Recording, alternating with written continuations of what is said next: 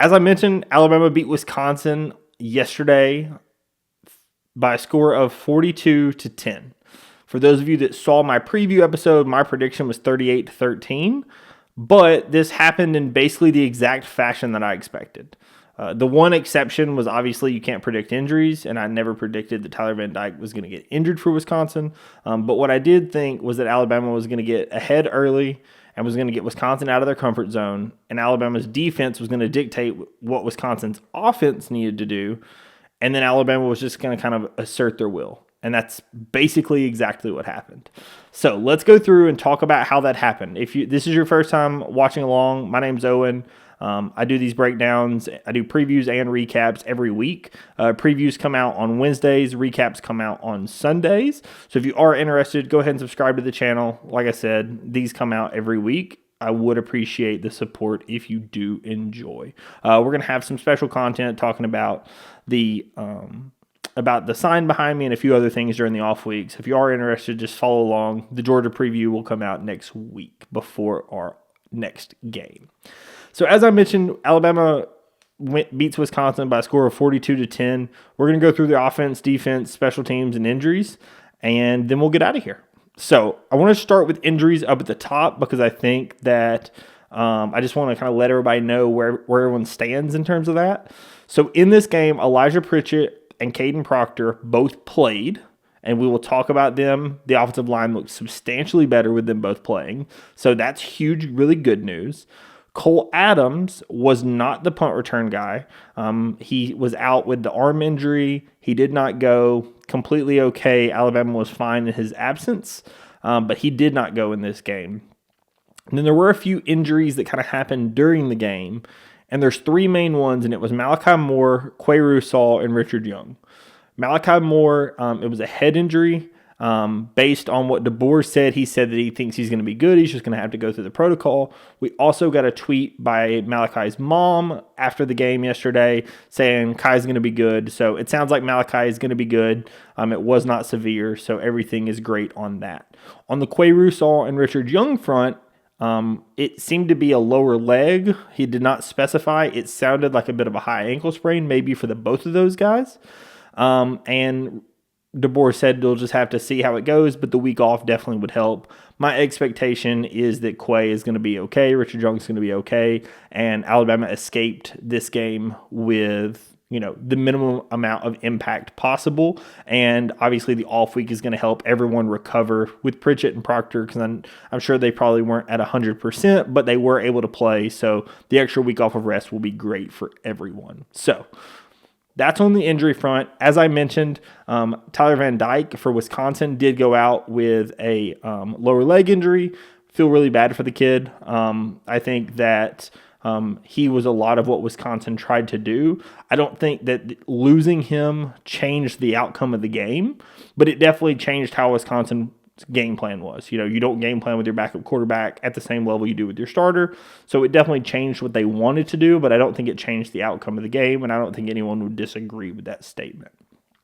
So let's go through Alabama's offense and what was so successful. How did Alabama score 42 points? Simply put, if I was to say, what my thoughts of the offense were, they looked more comfortable having the original main starters on the offensive line. We were still super explosive, but we did a better job sustaining drives. It wasn't like your first game of the year where you weren't sustaining any drives. Time of possession was definitely in Wisconsin's favor, but a lot of that has to do with how their offense runs and how they like to just run the ball. Alabama definitely did a much better job of sustaining drives. We limited penalties, which we had issues with last week, which is huge to see. 8 of 14 on third down, massive. And no turnovers. So overall, just a really clean game. When you have no turnovers, you're over 50% on third downs, and you're limiting penalties as much as possible. It's a really, really good thing to see. And I thought that Alabama's offense overall just clicked so much better than it did last game. I felt like in the preview, I said that I thought that having the offensive line back was going to change all that. And it did, right? Alabama's offense just clicked and looked like the offense we expect it to be. So I'm going to go position by position and talk about each position group on both sides of the ball. So for the quarterback, Milroe just looked more comfortable. There's no other way to say it. He felt more comfortable. You could tell that he had more time to process, to go through progressions. He had more time to do what he needed to do and didn't have to just break and run. He ends up getting sacked twice, but just overall, the protection was substantially better. Sometimes they were keeping a running back into block so that you had an extra blocker, which loses his ability to have the check down. But it was okay, right? Because at the end of the day, when you have an athlete as good as Milroe, sometimes instead of having the check down, you just have his ability to run, and that's completely fine.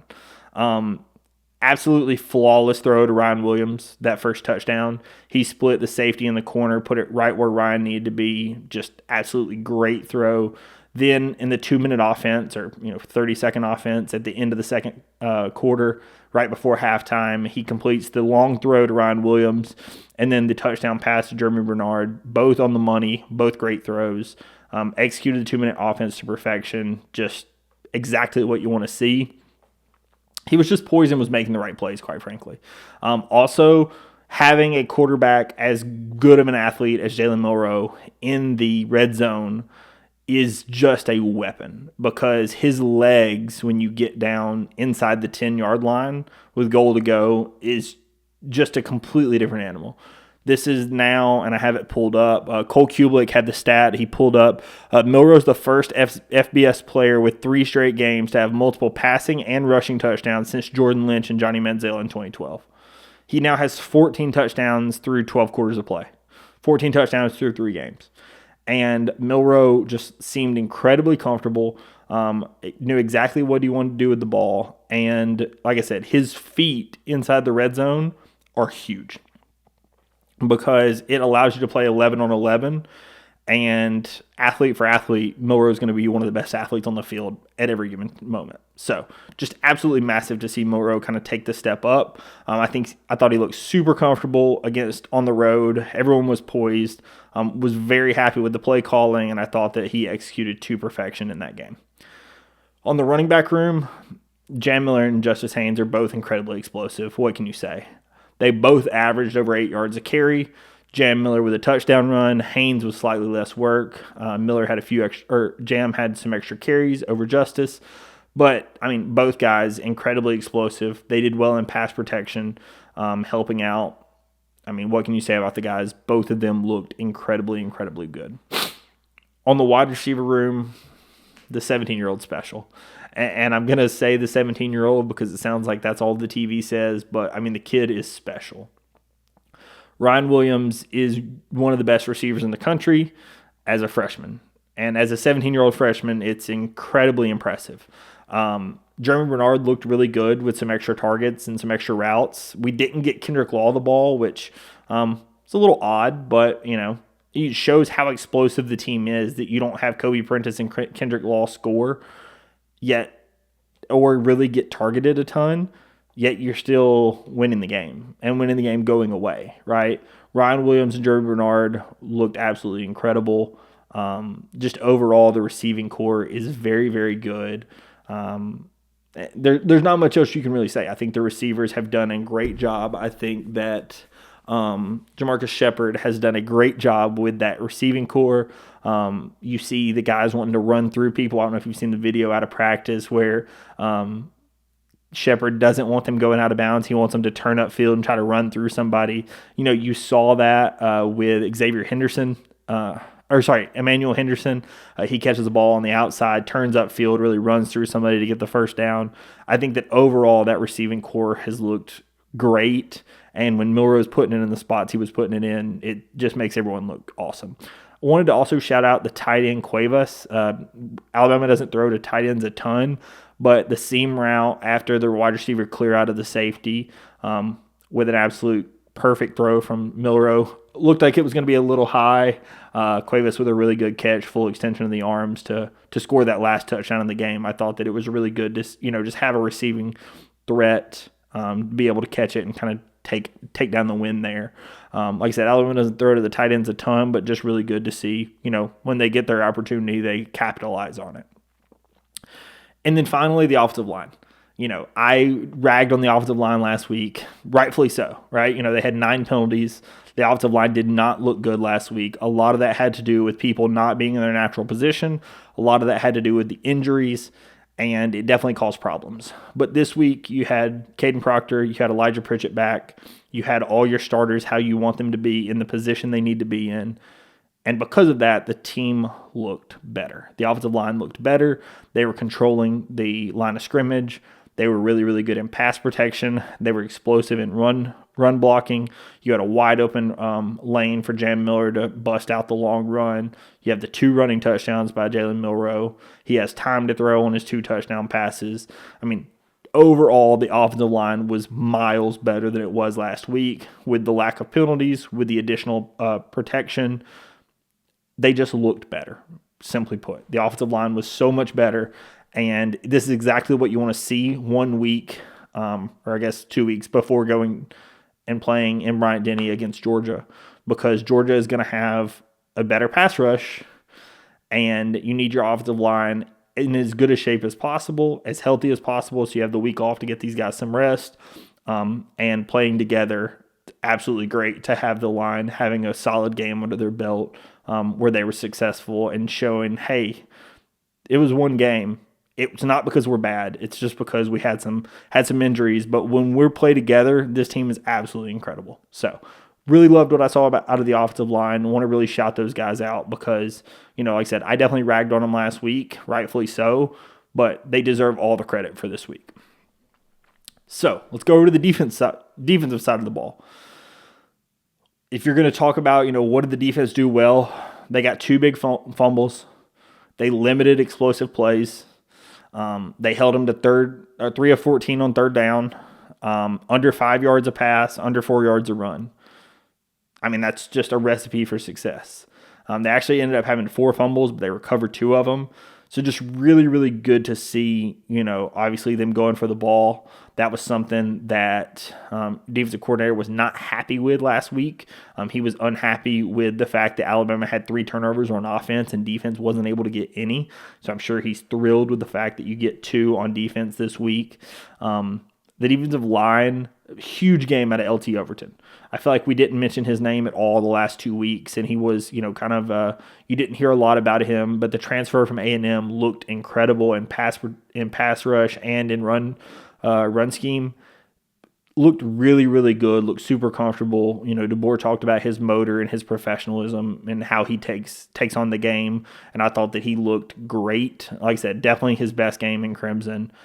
Looked very, very good. Linebackers, both of the guys, Jahai Campbell, Deontay Lawson, both looked great. When you got Justin Jefferson back, also looked really good. I thought that the linebackers looked great. What can you say about them? 8 tackles for Jahad, 7 tackles for Deontay. They really limited the run as much as possible. They only gave up 1 long run of 21 yards, but limited to under 4 per run, as I mentioned. They did a really good job limiting the offense. And then the defensive backs, better than last week, much better than last week. They didn't let really anybody get behind them. We did give up the 1 touchdown. If you saw the play, it was a great throw by the backup quarterback. He puts it right on the money right after the out route, out and stop, or a hook, I guess. Hook and stop. Perfect, right where only his guy could get it. Was great defense, even better offense. What can you say? But I thought that the defensive backs didn't let people get behind them. You didn't have any busted coverages. You didn't have somebody getting behind you where they could get the deep shot. I thought that overall, that all 3 levels of the defense looked great. Like I said, the additional turnovers, the lack of limiting explosive plays just was very, very good. Was very happy with what I saw. Obviously, you still have room to grow, but I thought that the defense looked good, right? You've got a much bigger test coming up in 2 weeks against Georgia, but I thought that so far so good on the defense. I think that the defense has done a really good job of limiting what the opposing team wants to do, and you face 3 different styles of offense, right? Week 1, you face a more pass-heavy offense. Week 2, you face a very fast offense, one that's trying to go as quickly as possible. And then this week, you face a Wisconsin offense that's built on trying to run the ball, on trying to ground and pound, on trying to get the ball to the tight ends. And I thought that in all 3 phases, Alabama adjusted the game plan to fit who they were playing and did a very successful job at it. So was very proud of what I saw out of the defense. Coach is probably not going to be thrilled that you gave up the touchdown, but it was okay, right? Not upset about it at all. 42-10, awesome win by the team, and really like the position that they're in going into this week, into this off week. Definitely things you need to work on, but much better position than you were last week. And then special teams. So the kicker, we did miss a 46-yard field goal at the very beginning of the game, just pushed it a little. Don't love to see it. It didn't seem like it was a super hard miss, like that, he got into his head. Like I said, it just seemed like he pushed it a little bit. So, you don't love to see that, but it's going to happen. Kicks are going to get missed. Like I said, it was a 46-yarder, so it was definitely on the longer side. It wasn't incredibly long, but, coming down the stretch, you definitely want to see those be made. Not something I really want to dwell on. He made all of his extra points. But like I said, we did have a missed kick. James Burnap is going to continue to be one of the best punters in the country. Averaged almost 50 yards a punt, had a 64-yard long, 4 of them inside the 20-yard line. Burnap is a weapon and is an absolutely incredible punter. And then in the absence of Cole Adams, we had Mbakwe and Ryan Williams return.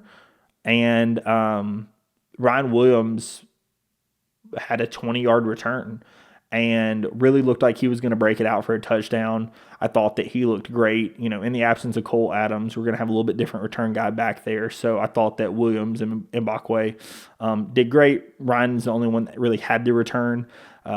Everything else was fair call, but was happy to see what I saw out of Ryan Williams back there. Don't want to see him get injured in punt return, of course, but getting one of your special playmakers the ball as often as possible is definitely something you want to see, and, happy to see it. So that's how Alabama wins the game. Alabama wins the game going away. Like I said, early on, they get Wisconsin into a situation where they're going to need to throw the ball more, and they're going to have to throw their ball with the backup quarterback after the injury to their starter. And it just turned into how Alabama wanted this game to go. Alabama wanted this game to turn into them controlling the pace, them controlling how Wisconsin was going to need to play, and that they were going to have to try to score more quickly, and they were going to have to try to be more explosive. And that's just not Wisconsin's game plan. We talked about it coming into this, that they were only the 90th best offense in the country, and that I didn't think Wisconsin's offense could hold up. And that's exactly what happened. Like I said, I predicted 38-13, the score of 42-10, very close to the same margin, definitely the same game plan of kind of what I was expecting. So I'm very happy to see that Alabama, moved on from the trials and tribulations that happened last week against South Florida. They cleaned up the offensive line issues. They kind of cleaned up some of the defense where they were having guys get behind them. Obviously, a different level offense with Wisconsin. But, you cleaned up some of the issues that you saw. The defense was able to get turnovers. The offense is able to limit the penalties and get back to the explosive nature, and you get a big win. So, on to next week. In 2 weeks, we have Georgia coming to Tuscaloosa. I will, of course, be at that game. So, if you are interested, we'll have that preview coming out next week.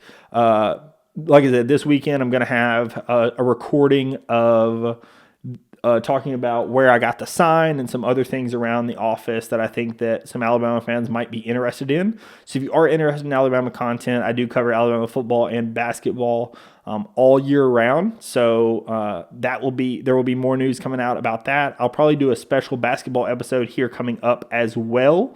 So if you are interested in all the content, please subscribe. I do appreciate it. Thank you so much, everyone, for watching, and I'll catch you in the next episode. Peace.